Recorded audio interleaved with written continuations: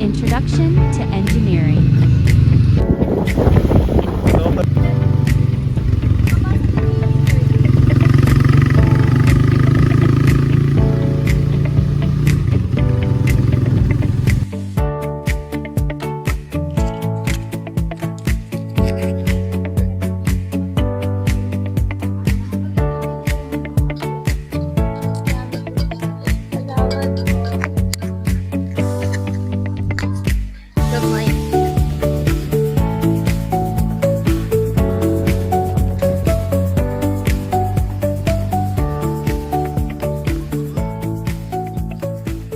Kuya, sadya po kayong taga dito po sa Aplaya. Oo.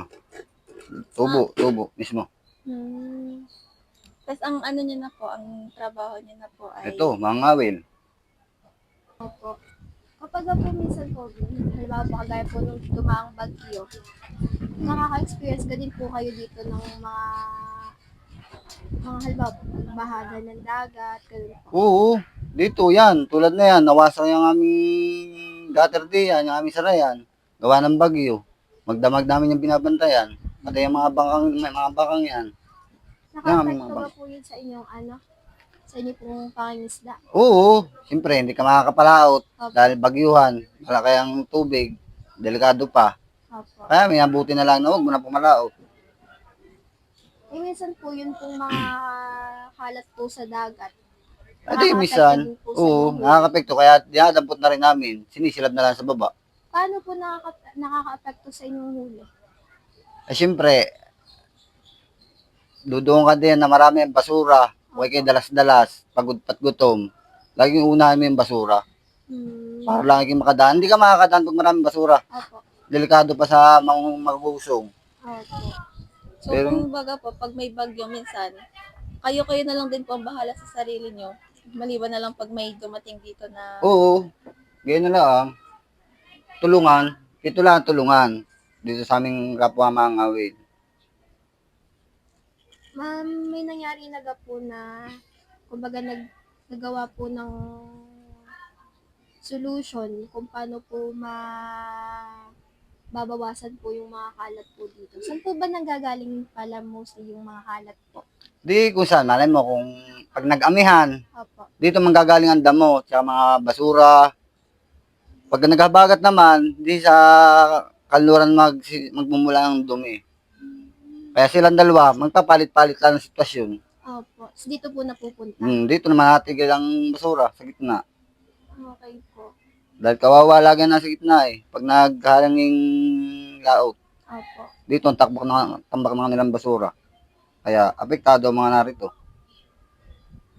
Ano po yung kung may gusto po kayong mangyari po para po maging maayos? Di yan, kailangan namin ng isang magandang daanan, isang magandang sarayan.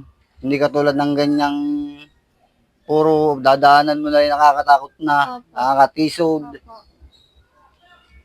Okay po. Malaki din bagay kasi kung ini-flat, yung may buhos, yung may flooring, Opo. ay Tama naman nakakatakot po yan. yung Marami na kasi na rin, nataga, natusok. Mhm. Siyempre, lalo na pagka madilim, di mo makita.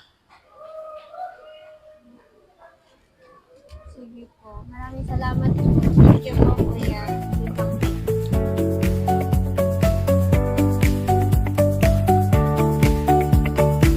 Kaya matagal na po kayo dito sa Playa po. Siguro mga matagal na rin. Binata pa ako eh.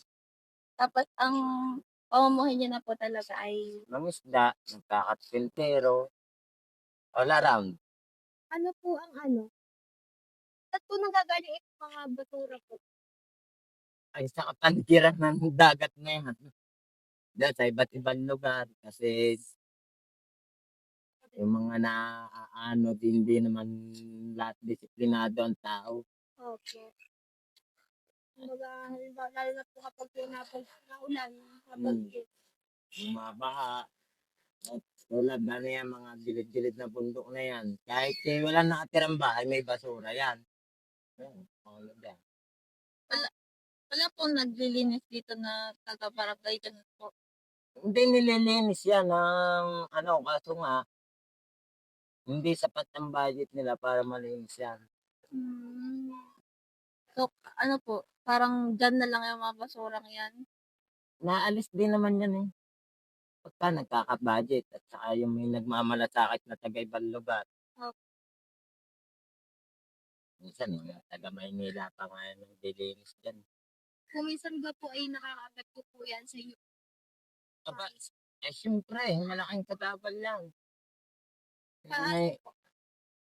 Pag sumabit ka sa lambat o kaya sa kawil, di wala na. Pureso na. Talagang malaking pureso yan, basura. Nakaka-experience po ba kayo na mas madami pa yung nakuha yung basura kaysa sa huli niyo mismo? Abay, oo! Kung makikita mo lang, may isang bangkang basura. Bago nga isda dadalawang piraso. Nagkakanda sira-sira ang lambat namin pagka may basura. Kaya nga minsan hindi na kami makapunta sa laot dahil puro basura yung laot. Sa dagat na to. Puro naglutang di basura, hindi na makatakbumbang pa. Ano niyo po, sa tingin niyo po, ano po yung gusto niyo pong mangyari dahil sa problema po na na-experience niyo po sa lugar na ito po, dito po? Wala. Pwede kaya maghalo to? Wala na akong ninanais dyan. Basta kung ano na lang ang mangyari sa life, yun na lang. Kasi magnais ka naman, wala rin. Ay, sabi na lang po ng pangalan tsaka edad po. Ako si Mario, 22 anyos, nakatira sa Playa Babang, Batangas. Ilang taon Ah. na po kayo dito? Since birth, nandito na ako. Ano pong masasabi niyo po sa experience niyo po dito sa paggawi po sa may tabing dagat? Simula po noon hanggang ngayon. Hindi na siya tulad ng dati at napakalayo na ng dagat. Kalimitan dito sa May Abrahan. Sobrang kalat na ngayon, hindi na tulad ng dating malinis. Mga basurang na papadpad galing sa, hindi ko alam kung saan eh. Minsan na lang malinis yung pangpang. Dati po naliliguan pa itong dagat.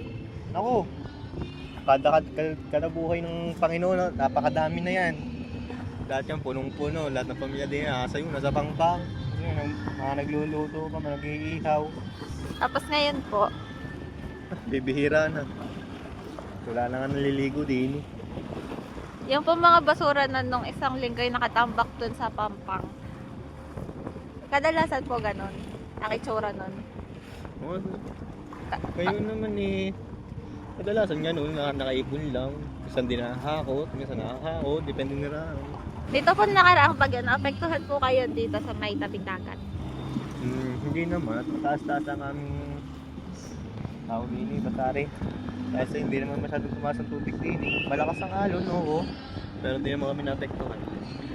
Ano po sa tingin niyo po ang magandang project po na para po sa mga basura na naiipon lang po doon sa pampang? Siguro, kung sasuggest ako ng mga proyekto ng Pangulo na pwedeng i-ano, pwede yung pagkakakot na lang siguro ng basura, paglilinis ng pangpang, kahit pa paano yung malinis man lang. Naman dito yung basura lang namin pagka yung pag yung bumagyo, tapos yung pag naghabagat. Mga basura talaga na grabe, gumagamit pa ako ng equipment. Hindi namin malilinis yun ng mano-mano, yung pangtao ba? Kundi laging parang equipment kasi yung iba mga nakabaon, yung bang mga nagtabunan at saka malalaki. So, yun lang kami sa environment, yun ang parang kayo ng problem. So, tungkol din sa environment, ang Yes, bukan niyo. Meron na kayong na mga natanong na mga kabarangay namin. Yes po, meron na din po. Bali, parang ano din po, lalo na po dun sa mga mangingisda po Mm. na nakausap namin. Yun lang din naman po problema nila, yung mga basura po na dala po ng iba't ibang lugar na dito natatambak. So, ano po, yun po, makiisip po kami ng idea, tas hopefully po yung pong prototype na magagawa po namin, makatulong po sa ano po, kung magagawa po namin siya. Okay naman, di mas magaling na para kuwan. So, ikunin na lang nyo yung mga, ito, sa Facebook na lang ninyo ito, Opo.